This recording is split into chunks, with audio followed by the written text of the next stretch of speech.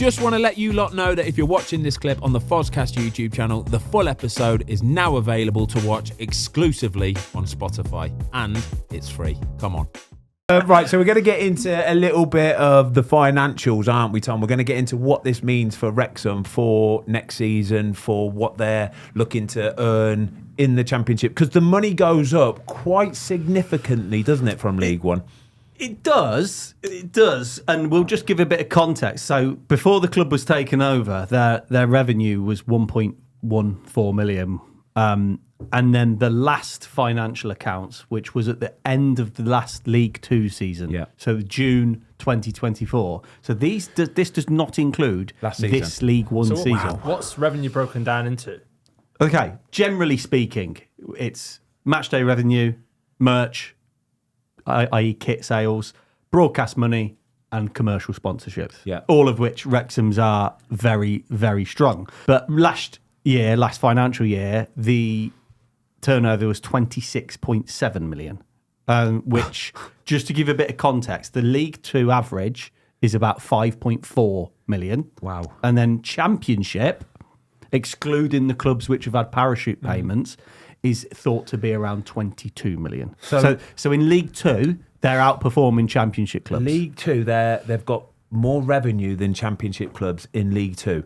And so we will get the financial results for League One about this time next year. March next year. About March, and you would expect that it will be a lot higher again, right? Yeah. Now, they did make a loss. So the previous year, 23, was a 5 million loss. Last year was 2.7 million loss. Now you go, they're making 20. How can they do that when they're turning 27 million? They had 15 million pounds worth of loans from Ryan Reynolds and Rob McElhenney that have now been repaid. So Wrexham are moving into the Championship where the profit and sustainability rules are that of a similar ilk to the Premier League. So they can't post losses more than £39 million over a 3-year period. But Wrexham are debt-free now.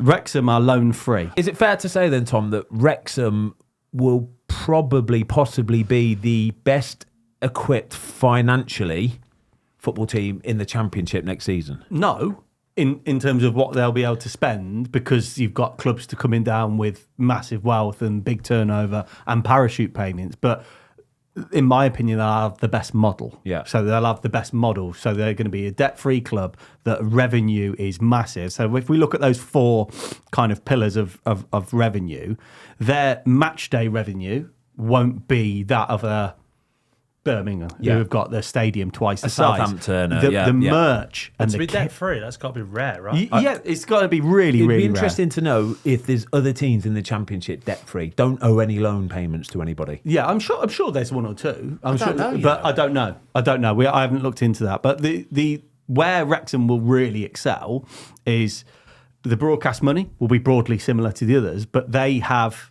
the kit and the merch sales, right? Yeah. And also then the commercial sponsorship, because this is where Wrexham's model, whilst Ryan and Rob are in charge, is really good and really robust. And it is organic, but it's just supercharged by them owning it. So if Wrexham were owned by me, I'm not getting HP and United and Vistaprint and TikTok and Stock Cold Brew to sponsor the club. But they are. It's good, isn't it? United Airlines, Experian, and it's amazing. It's absolutely amazing. The other thing with the TV money is that that jumps. The more you're on telly, the more you earn. And yes. Wrexham, you know for a fact, will be on telly next season more than any other Championship team. So in the League One, from the kind of solidarity payments and TV money, all in, it's approximately 1.7 million quid, right?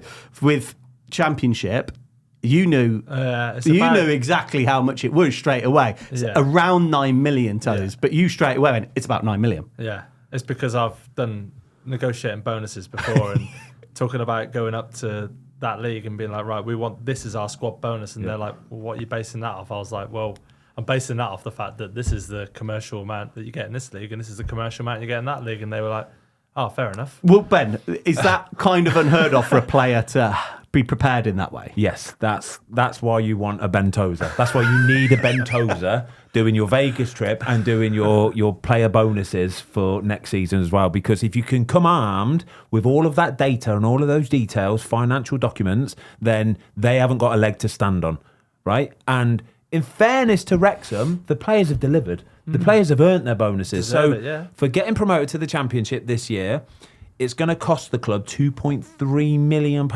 in transfer clauses and bonuses. Which is about 5% of their losses. Yeah. No, it's about 5%, sorry, of their turnover from the League Two season. So it's not an insignificant amount of money. Either way, it pales in complexion to what they're about to earn. And you would say that they've earned it as well. Oh, absolutely. You'd say that they've earned it. You're talking £2.3 million.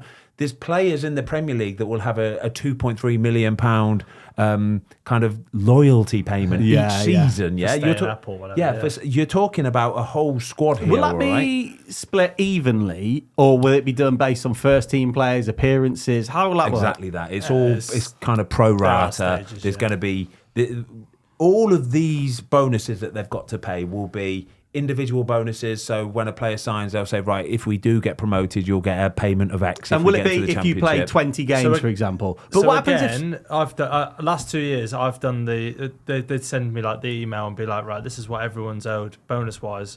I actually remember it because of Fozzie last year. You left after 4 games or something.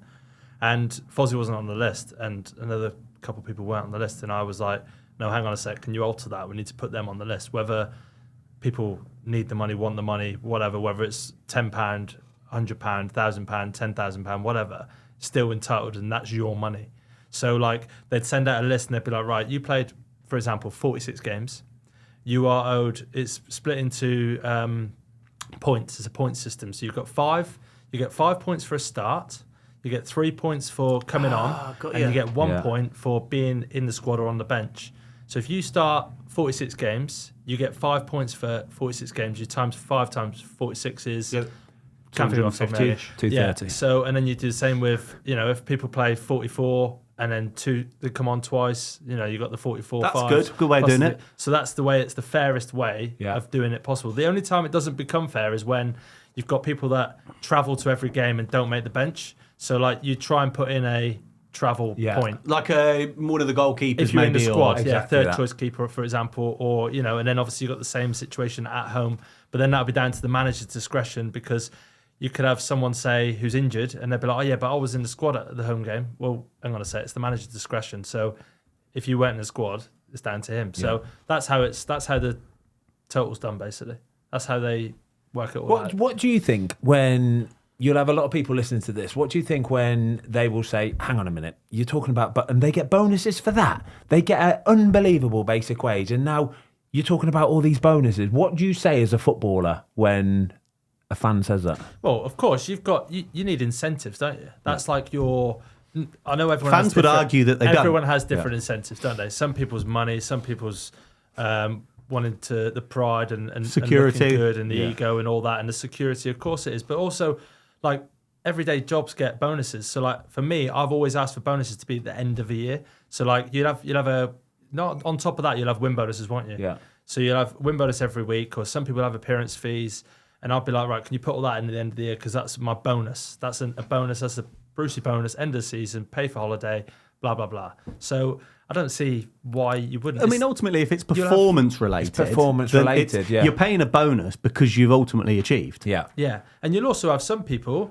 You might have someone who's got like a recent poor injury history, so the club might sign them on not so much money, but they'll give them a bigger appearance bonus, bigger incentives, because that's the club's security against them. So say, for argument's sake, let's go right.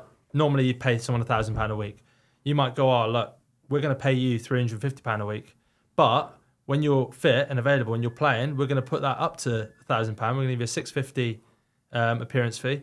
And that's just the way that the club just protects themselves. Yeah. And also, that makes the player work harder to get in the team to earn their appearance.